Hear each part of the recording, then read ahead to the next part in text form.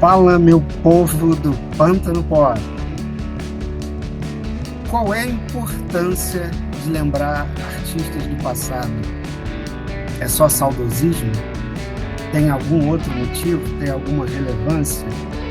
Nós vamos conversar um pouquinho sobre isso aqui. Mas antes, fica aquele pedido de sempre de vocês se inscreverem no canal, deixar o like, comentar, espalhar aí o vídeo para todo mundo, nos ajudar o máximo possível.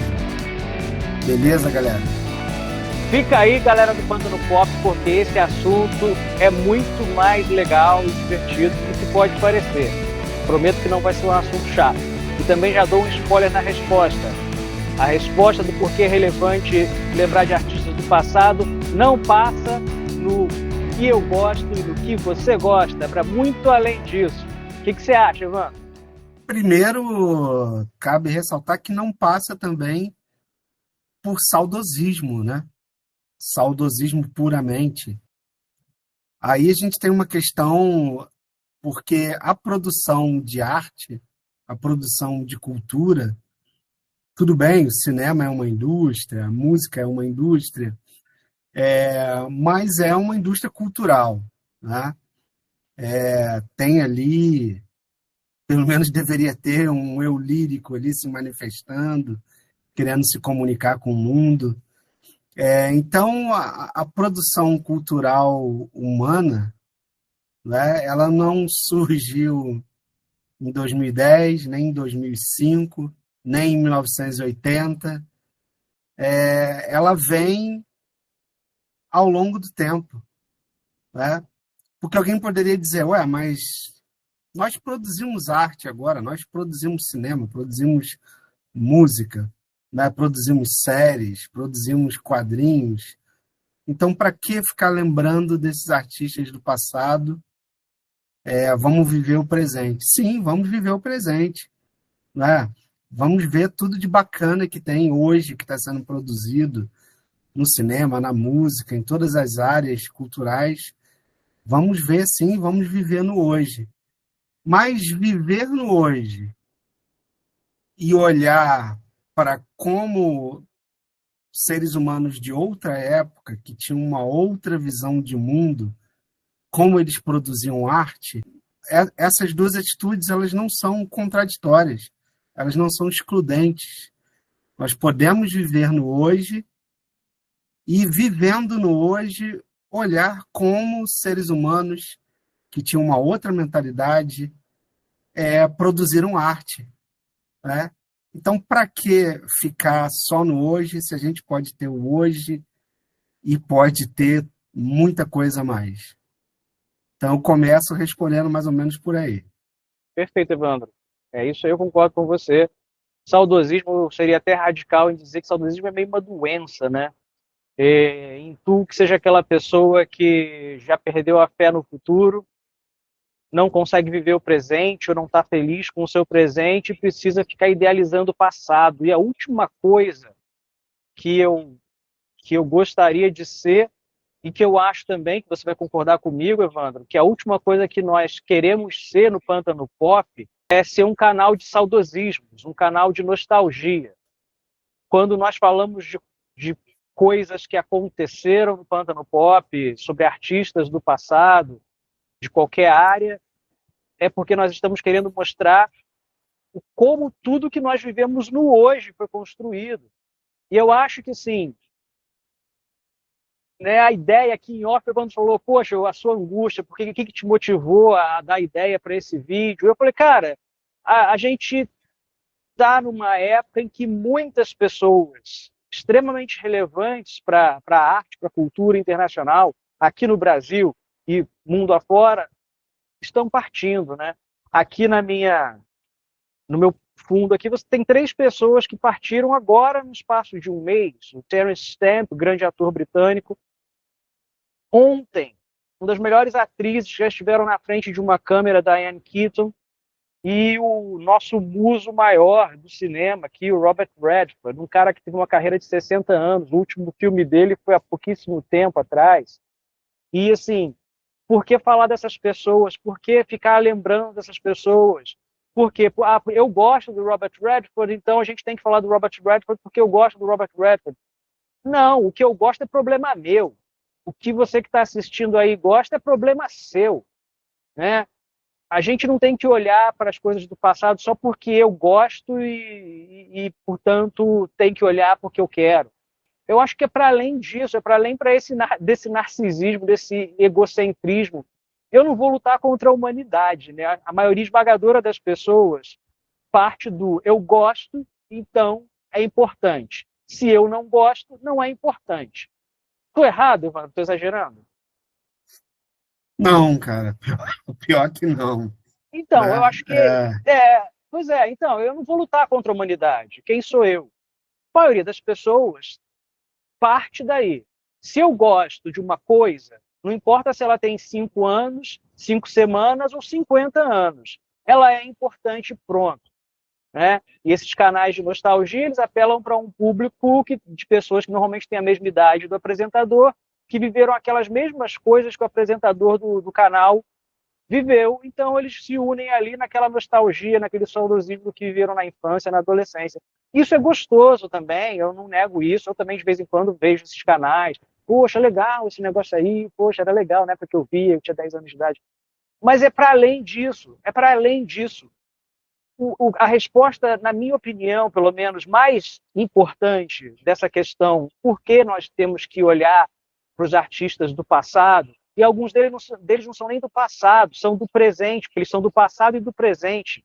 Os últimos filmes da Diane Keaton foram lançados no ano passado. O Robert Redford estava em ativa também há pouquíssimo tempo. O Robert Redford chegou a ter uma geração Marvel, fazendo filme dos Vingadores, né?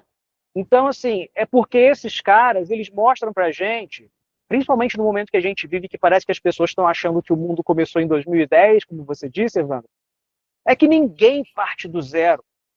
Ninguém parte do zero. Nada é construído do zero.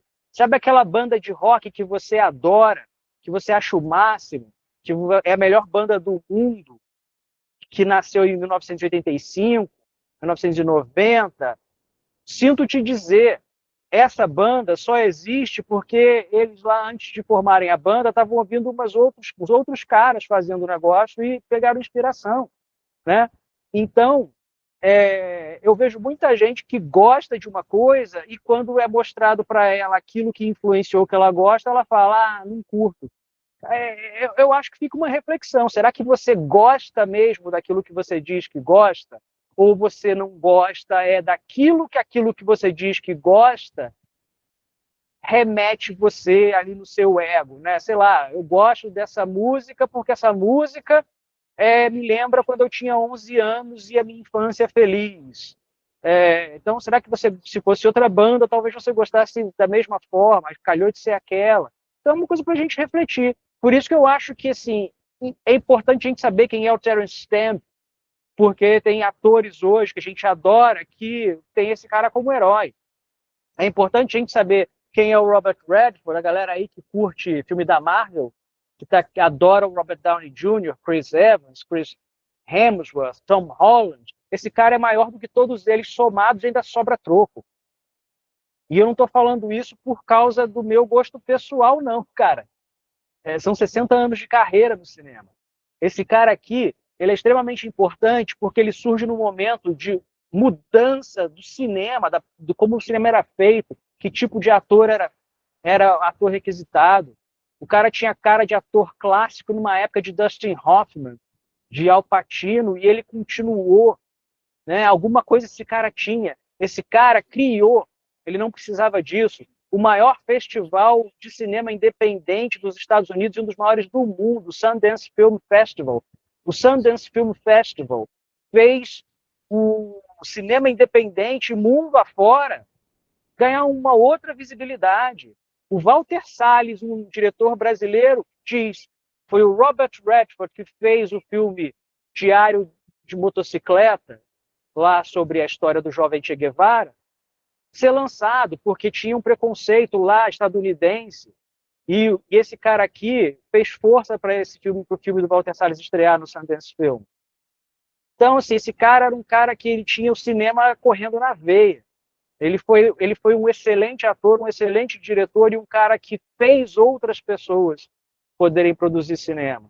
Essa mulher aqui, a maior atriz estadunidense do mundo, a Meryl Streep, falou: cara, essa mulher é a mulher mais amável do mundo, a atriz que você não consegue capturar, é uma atriz revolucionária, um outro tipo de interpretação. Então você gosta de atores, você gosta de cinema e você não sabe quem são essas pessoas, vale a pergunta para você fazer para você mesmo, sim, não precisa nem botar no comentário aqui não. Para você fazer para você no espelho. Você gosta de cinema de verdade? Você adora cinema e você nunca viu um filme do Fellini?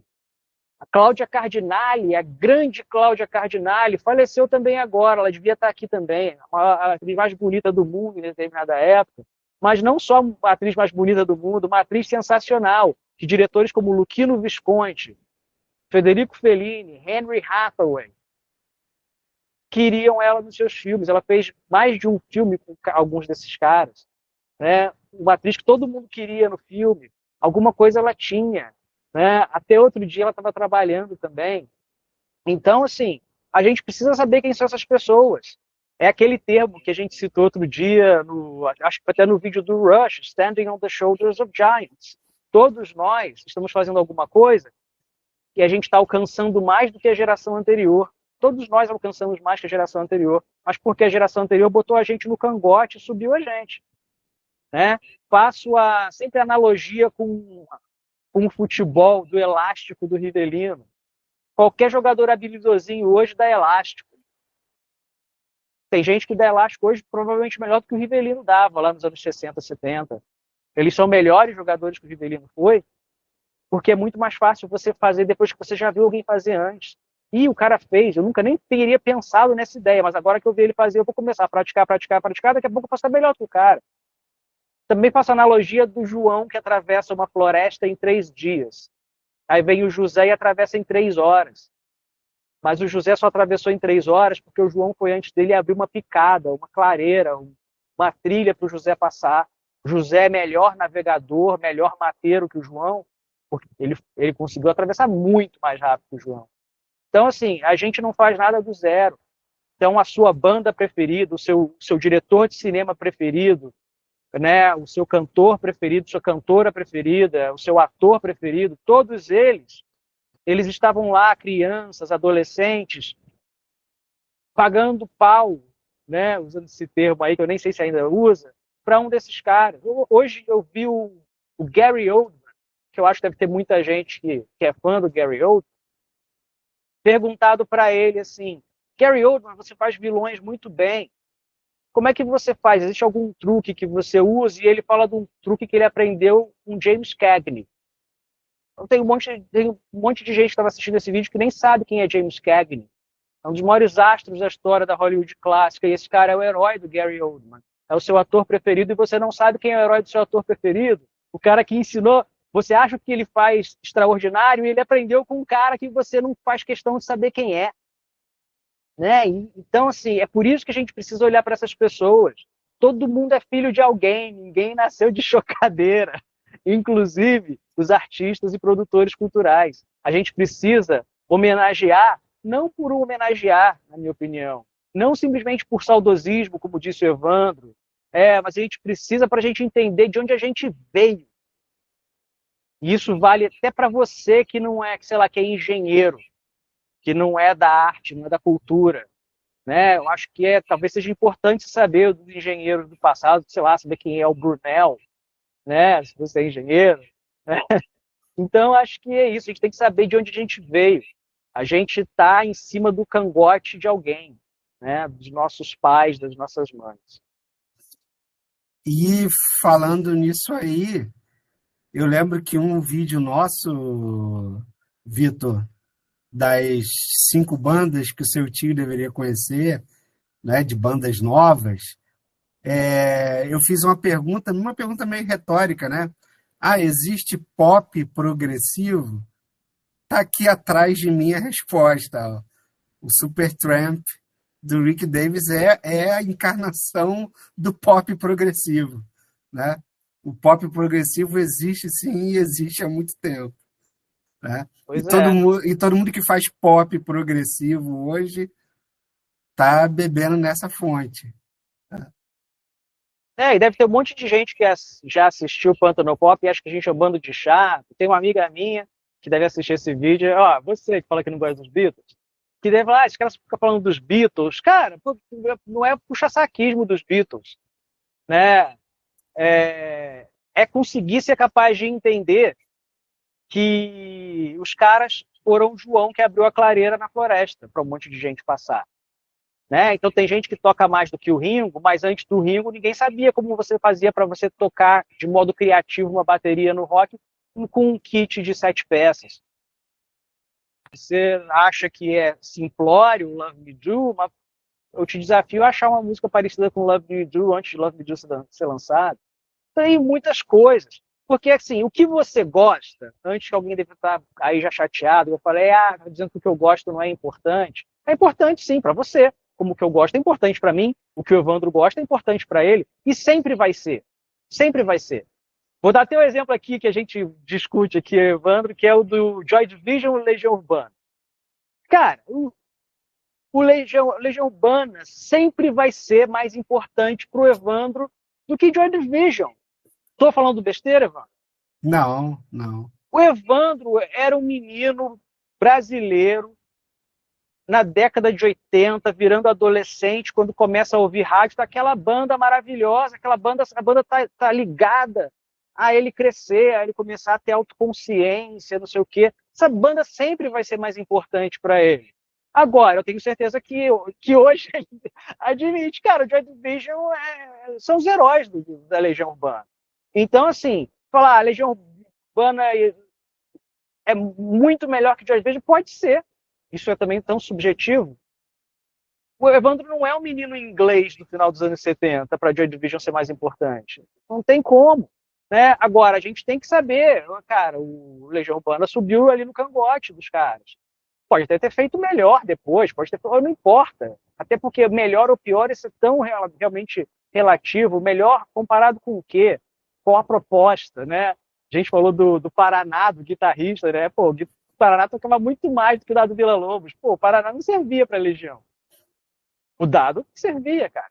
Então, o Dado é melhor guitarrista do que o Paraná para a Legião Urbana. Isso é muito relativo. Enfim, a gente tem que reconhecer que, assim, tudo bem eu gostar de tal coisa e achar que é a melhor coisa do mundo porque está ligado a uma coisa totalmente subjetiva, emocional, do meu coração, do momento de vida, aquela música que eu ouvi que me lembra uma coisa muito importante para mim.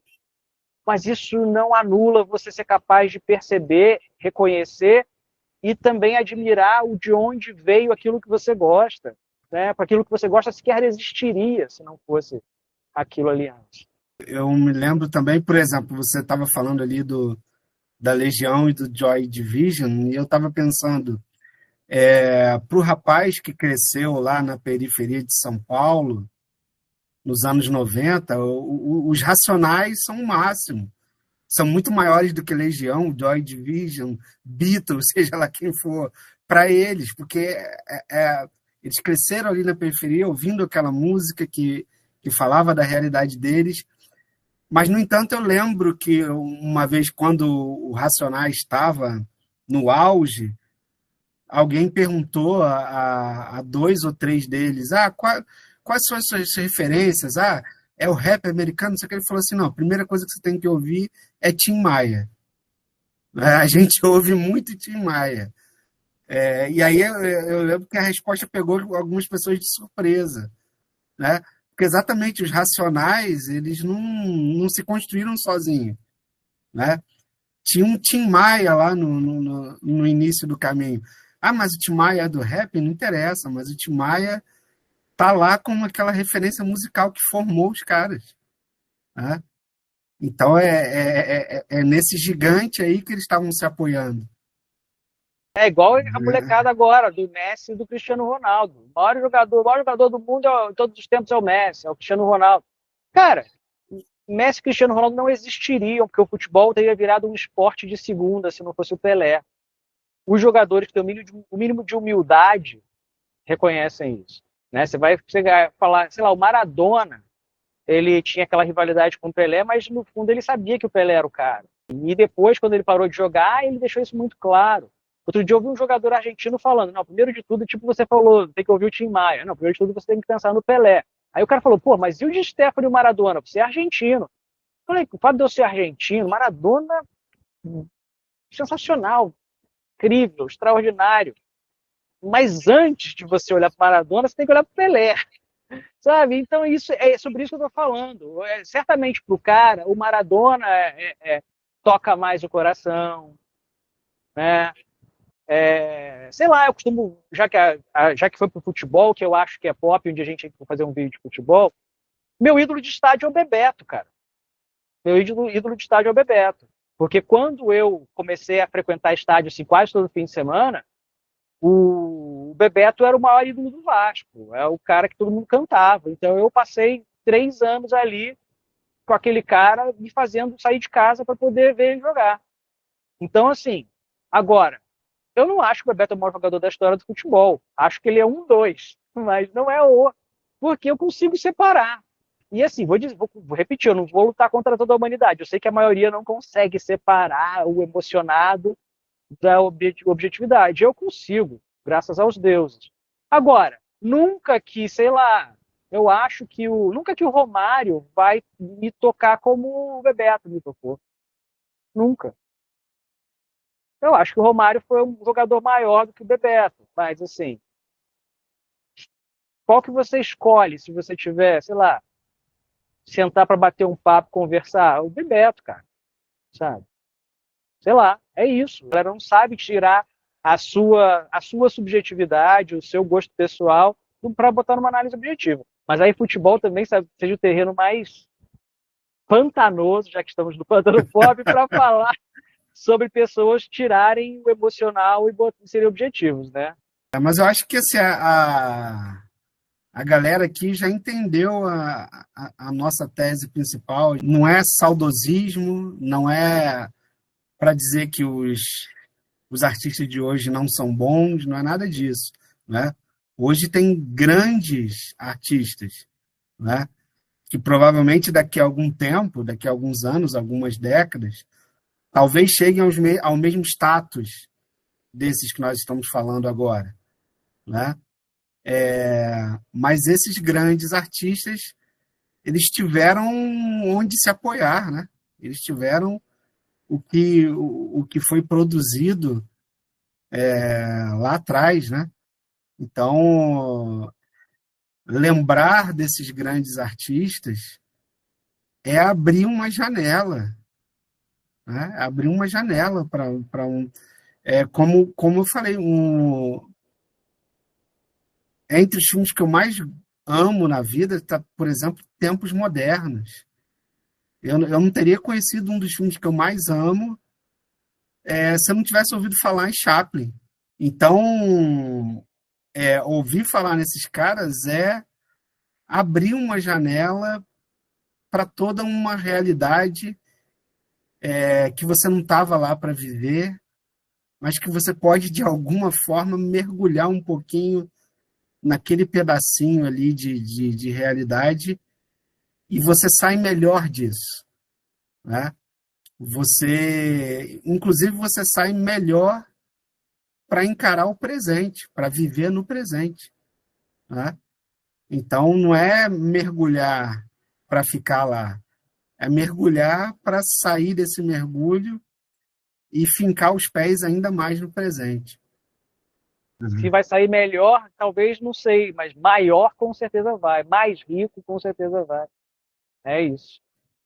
Não deixem de colocar aí nos comentários quais são os artistas do passado que vocês estão ali apoiados neles, né? Que vocês veem como artistas de hoje estão apoiados nesses caras.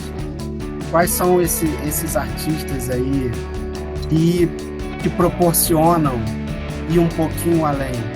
Seja artista da bola, seja artista da música, do cinema, dividam aí com a gente quais são esses artistas e vocês sentem que vocês estão lá com os pezinhos em cima dos ombros deles.